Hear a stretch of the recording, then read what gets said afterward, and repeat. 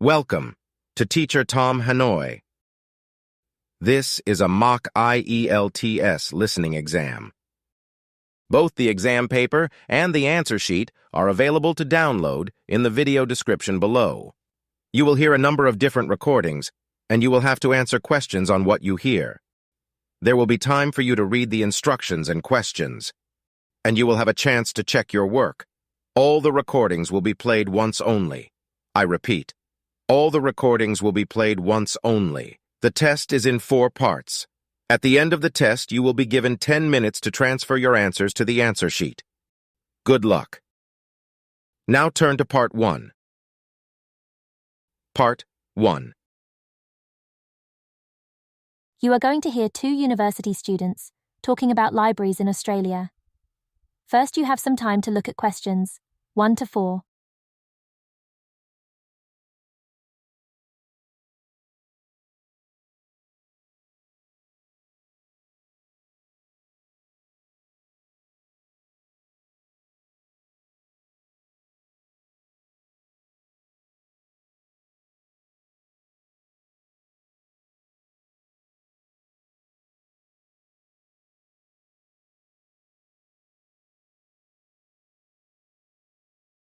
Now, listen carefully and answer questions 1 to 4. What's wrong?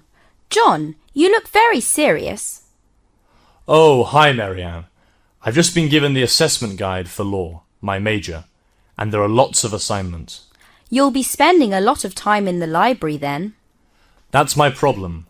I don't know anything about libraries in Australia. Well, don't worry about that, John. Librarians here are really friendly, and most of them are extremely helpful. That's good to hear. My flatmates said I should join the local library. Do you think that I need to? Well, I think it'd be a good idea. They probably won't have many law books in the library, but you'll be surprised at what they do have. Australian libraries are generally very well resourced, and hey, if nothing else, you can get free internet access. Is it easy for international students to join? Yes, Lee Yun has just joined. All you need is your student card, or some other ID, and an account or bill that has your Australian address on it. Like a phone bill or an electricity bill? Would that be okay? Yeah, that's all. It's very easy. They encourage people to join the library, and you can borrow lots of books as well as video and audio tapes or CDs. The newspaper is available too if you've got time to stay at the library and read it. Will it cost much to join the library? Joining libraries here doesn't cost anything, but you'll have to pay a fine if you return your books after the due date. It's about 10 cents per book per day. How long can I keep books for? The loan period for books is about a month, but you can easily extend the time for another month if you want to. You can even do it over the phone, but it has to be arranged before the due date. What about the university library? Haven't you been there yet? No, not yet. I was sick for the orientation week, and I missed out on the campus tour. Well, John, I've got an hour before my next lecture. Why don't we walk up together and have a look around? Oh, that'd be great, Marianne. I'd really appreciate it. Before you hear the rest of the conversation, you have some time to look at questions 5 to 10.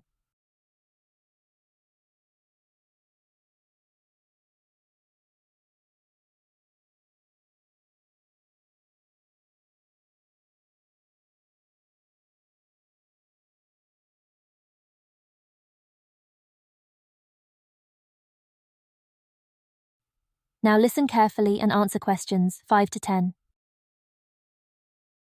This is the main entrance. Let's go in.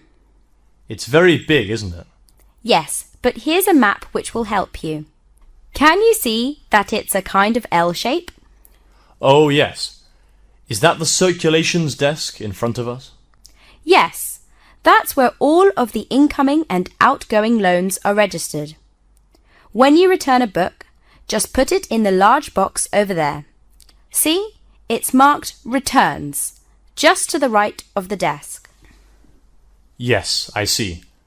Can I use the computers behind the desk to access the internet? Those computers are for the library's database search system only. There are computers in the IT block which we passed on our way here to the library.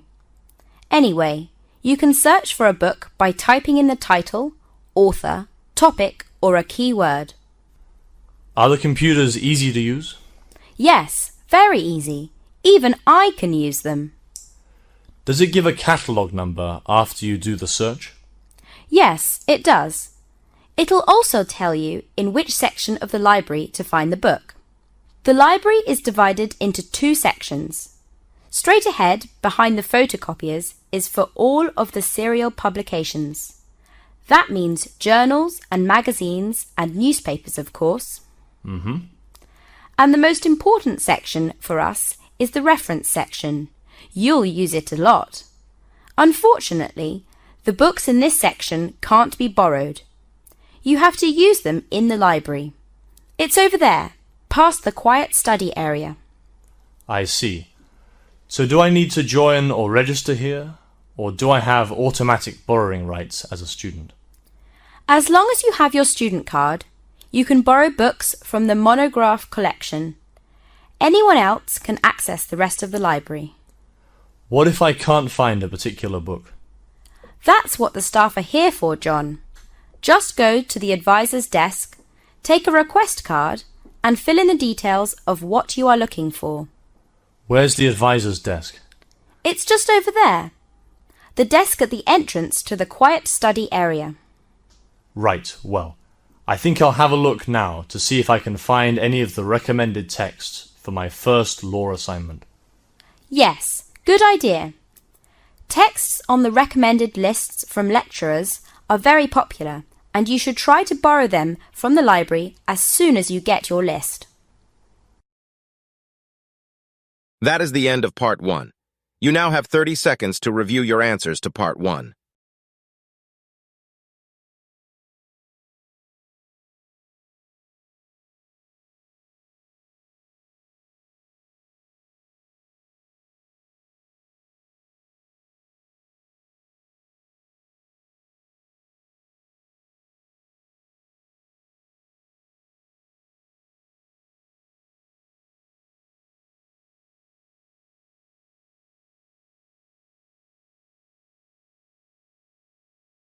Now turn to Part 2. Part 2. You will hear two students talking about a seminar paper that one of them is going to give. First, you have some time to look at questions 11 to 15.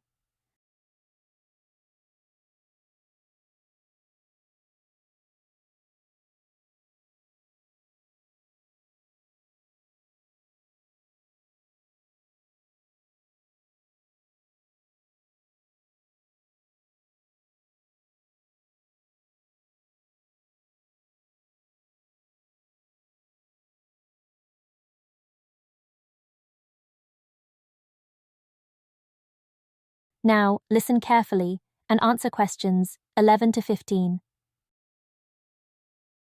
Hey, did you see that show on TV last night about people downloading music from the internet? No, I was busy with my research into students cheating at university. What do you mean by cheating? Plagiarism. What's that? Basically, it's when you use someone else's ideas or work and pretend it's your own work. There's nothing wrong with using other people's ideas or research, but you have to say where you got the ideas or information. There was a famous case last year of a university dean who had to resign when it came out that in a few books he'd written over 20 years ago, there were some instances of plagiarism. Oh yeah, I remember hearing about that. I thought they were being a bit tough on him. I mean, it was a long time ago. Well, it's a pretty serious thing to do in academic circles. It's intellectual theft.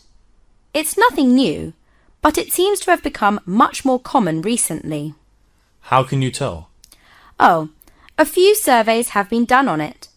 One survey in the US found that back in 1969, 58% of school students let others copy their work, but this had risen to 97% in 1989. It's that bad, isn't it? Well, anyway, you know what school kids are like. Well, the trouble is, it doesn't stop there. They take their bad habits with them when they go on to uni. A more recent survey in another country showed that more cheating happens now among undergraduate students than high school students. That's disappointing. Yeah, there are even instances of postgraduate students doing it, though it involves a much smaller proportion of them. So why is more cheating happening now? Well, the internet has made it easier. You can use a search engine to find what you need to know, then cut and paste. Before the internet, you had to go to books and copy the information by hand, so it took a lot longer. Students often used to write their essays by hand too. Yeah, I don't do much writing anymore, but I do plenty of typing. Well, your handwriting is pretty terrible, so that's probably not a bad thing. Anyway, what it really comes down to is that the internet is so huge. There are just so many more sources than there used to be. In the older days, if a teacher thought a student had cheated, they could look up the relevant book to check. The internet is far too big for that. I know teachers are always complaining about being too busy, but it's beyond the capacity of anyone to have an overview of the internet. Yeah, there are billions of pages out there. So does that mean it's impossible to stop it? Not exactly. There is this new software program being used now to check the work of almost 5 million students in about 60 countries. They find that there's a plagiarism rate of about 30%. Is it expensive? No, it only comes to about 50 cents a student. Before you hear the rest of the conversation, you have some time to look at questions 16 to 20.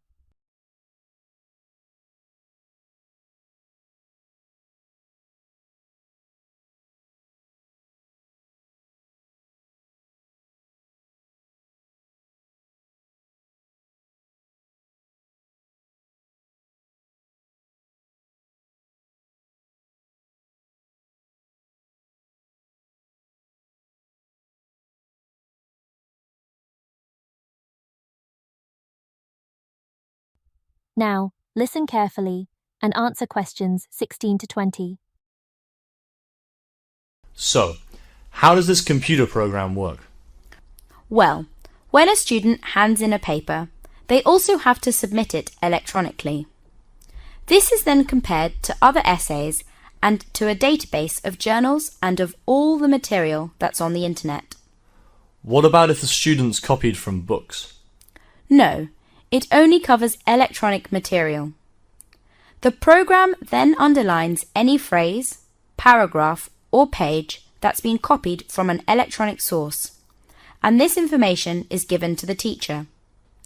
It analyses around 10,000 term papers a day. It's in operation in all universities in Britain, but only at some of the big ones in the United States. And what happens if they find that a student's cheated? Well, in extreme cases, the student can be expelled from the uni. But expulsion can take a long time and give the uni bad publicity, so it doesn't happen much. An alternative is for the student to be failed for the whole course, but usually they just fail that paper. Yeah, I've never heard of anyone being expelled for cheating. Oh, it does happen, but you don't always hear about it. You know, the student involved's embarrassed, and the uni wants to protect its reputation. And what else can be done to reduce the amount of plagiarizing happening? Well, now some unis are putting less emphasis on papers done during term and going back to written exams, where there's much less chance of cheating. Oh, like those tests we used to do in high school. All that tension and watching the clock. Yeah. They thought about introducing oral exams, but they'd be too time-consuming and expensive for undergraduate courses. Generally, unis take the attitude that prevention's better than cure, so they explain to students what plagiarism is and how to avoid it. That's the long-term solution. Anyway, it's not always easy to show for sure that someone's committed plagiarism in an essay. Even with this new software? That's right. That is the end of Part 2. You now have 30 seconds to review your answers to Part 2.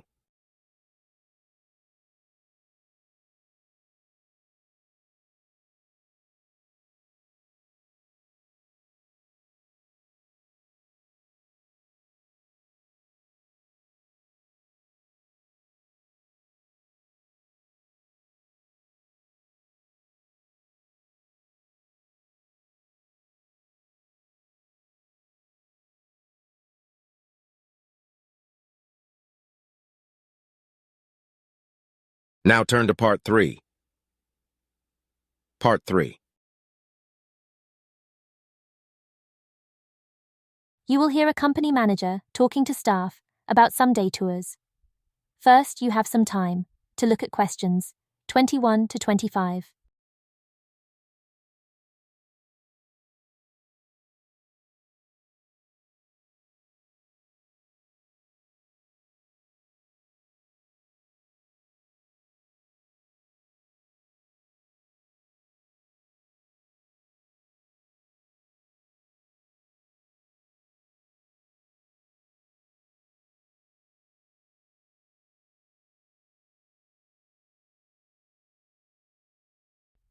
Now, listen carefully and answer questions 21 to 25. Good afternoon, everyone. We've just called this short meeting to give you some good news. As you know, our company's performed really well over the past 12 months, and that's largely been due to the hard work you've all put in. So, at its last meeting, senior management decided to show its gratitude by giving you all a day off next Friday to go on a day trip paid for by the company. We want to give you a choice, so what I'd like to do now is to give you a brief overview of 3 tours, and then you can choose the one that you like best. Right, now first there's what we call the adventure tour, which is skydiving. Don't worry if you've never been skydiving before. You do it in tandem with experienced trainers, but it's definitely not for you if you're afraid of heights. Just one thing though, you'll need to wear long pants because it's pretty cold when you jump out of the plane. For that trip, we leave here at 10:30 in the morning to go out to the airfield. Oh, by the way, with all these tours, a minibus will pick you up at work in the morning and then bring you back here afterwards. The adventure tour gets back at 3:40. That's 20 to 4 in the afternoon. Next, we have the nature tour, which is for those who like the outdoors but prefer walking on the solid ground rather than falling through the sky a few kilometers up in the air. This is going to be a trip to the mountains and lakes. You all know how lovely the lakes are at this time of year, and because we'll be there on a Friday, there won't be all these crowds of people you get on the weekends. And don't forget to bring along your walking shoes. The bus will be leaving at 8:30 in the morning, and you'll be getting back at 6:20. The third and final choice of tours is the historical tour, which is going to be a trip to Bomberry Castle. You may have been there before, but we've arranged for a very thorough tour of the castle, including some rooms that usually aren't open to the public. One thing though, they've told us that anyone who comes on that tour has to wear shoes with leather soles. Apparently, the reason for this is that some of the timber floors in the castle are very old and can be easily damaged by other kinds of shoes. Anyway, the bus will be leaving at 9:45. That's 9:45 in the morning, and will bring you back here at 4:30. Before you hear the rest of the talk, you have some time to look at questions 26 to 30.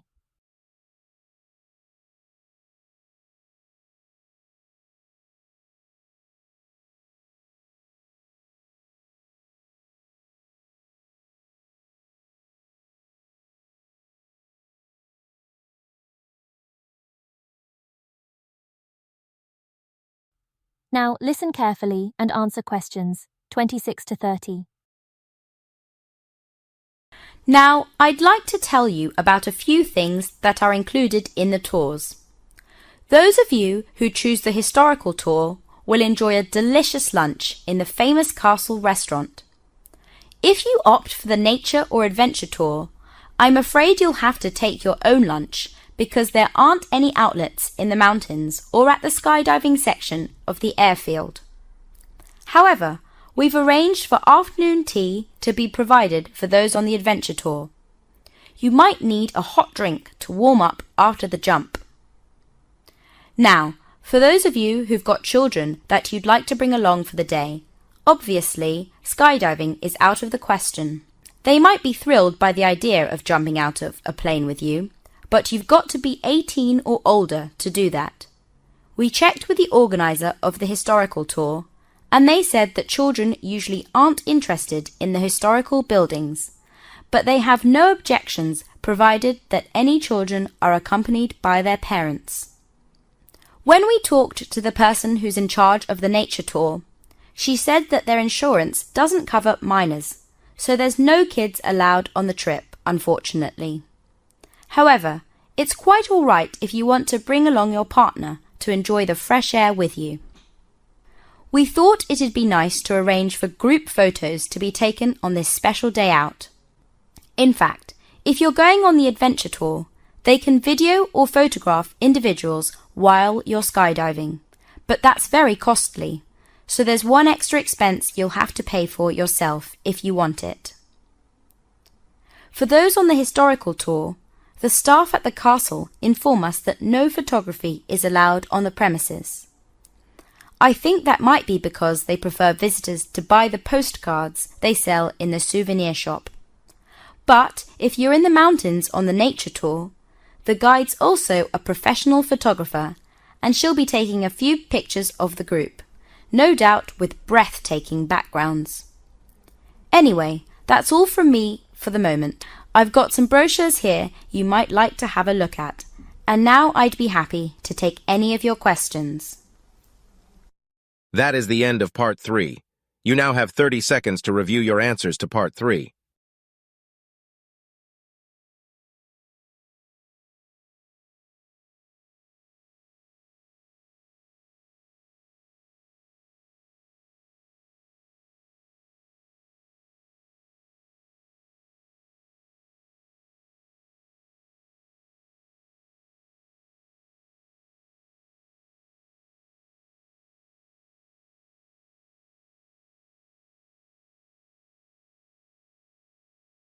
Now turn to Part 4.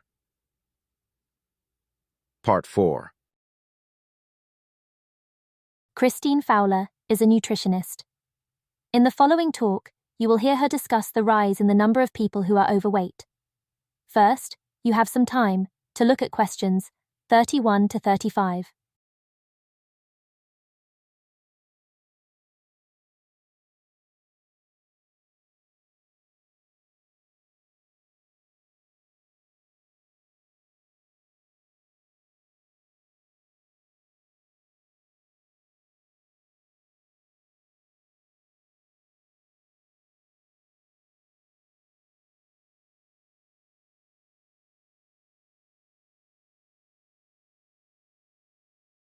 Now, listen carefully and answer questions 31 to 35. The past 20 years have witnessed a dramatic growth in the number of people in the Western world who are overweight. This byproduct of prosperity is so serious that it's become a major health issue. In England, 53% of adult women are overweight, while the figure for men is about 63%. Studies carried out in the 1980s showed much lower levels than this, and the problem gets worse the older people get. Whereas just over a quarter of the young are overweight, it afflicts an alarming 68% of women and 3/4 of men among those aged 55 to 64. The overall increase in the weight of the average person is partially the result of changes in lifestyle. and it has serious consequences for individuals and society. A person's weight increases when their food intake is greater than their energy output. The body stores the extra energy in the form of fat, whereas many people today would prefer to be slim than to have a more rounded figure. Until fairly recently in human history, it was an advantage to have body fat. Before humans started to grow their own crops and domesticate animals, food supplies were far less reliable, and famine was an unavoidable part of life. When famine came along, those who had more body fat were more likely to overcome the difficult period than slim people. The thin ones would either die in the famine or their health would be affected and they would have fewer children. The ones who weren't underweight would then, in turn, be more likely to produce children who shared this tendency to gain weight when times were good. This genetic trait has been passed on through evolution, so that today many people have a natural tendency to gain weight. However, in the absence of recurrent famines, this is no longer such a good thing, particularly when you consider that people today do far less physical work than they used to. The easy availability of food with a high sugar and fat content, coupled with inadequate physical activity, lies at the root of the general increase in weight in the population. Most of those suffering from excess body weight would go a long way towards solving their problem if they regularly did moderately vigorous exercise. For instance, 30 minutes per day of swimming, cycling, or brisk walking. Before you hear the rest of the talk, you have some time to look at questions 36 to 40.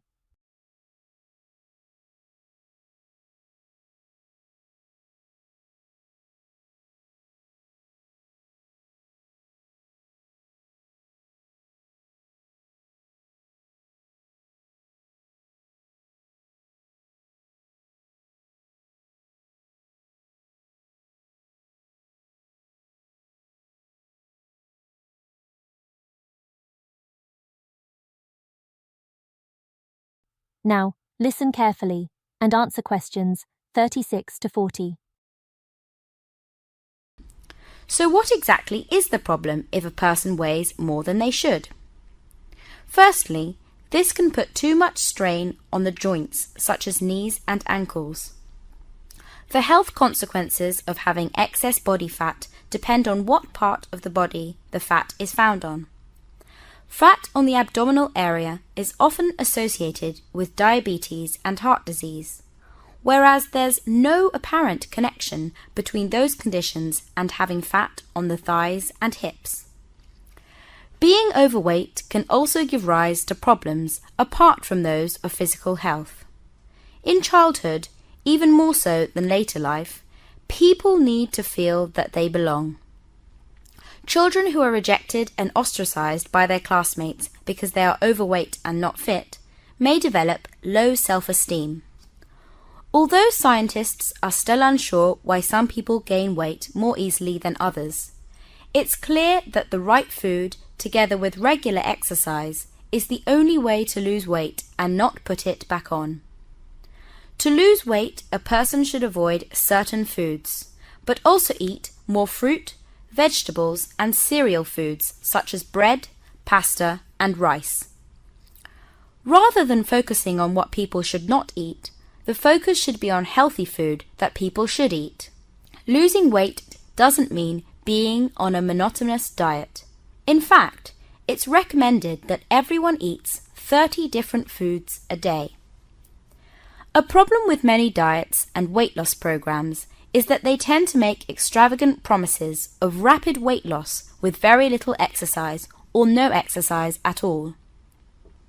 It is in fact not healthy to lose more than a kilo per month, but some losing weight at that rate run the risk of losing muscle, whereas a realistic, healthy weight loss program needs to include regular exercise. And for those who've repeatedly been unsuccessful in the attempt to reduce their weight, it's better to accept that they have a larger body than a fashion model, as well as to make some changes in their diet and to do regular exercise. They may not live longer, but at least they'll enjoy their time more. That is the end of Part 4. You now have 30 seconds to review your answers to Part 4.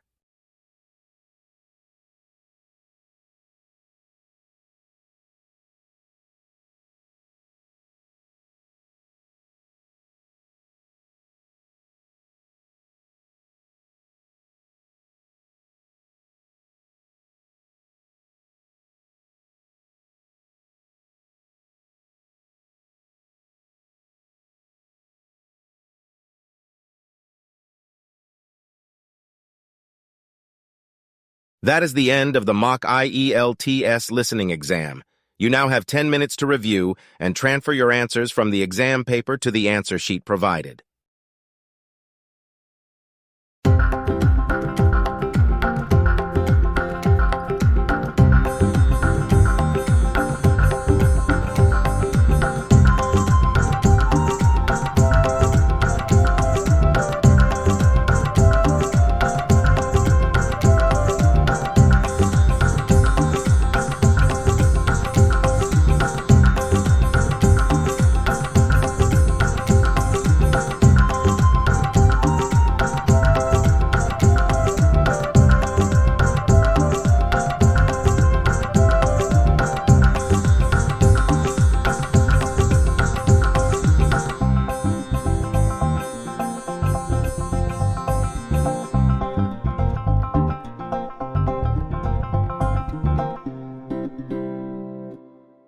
Thank you for your attention.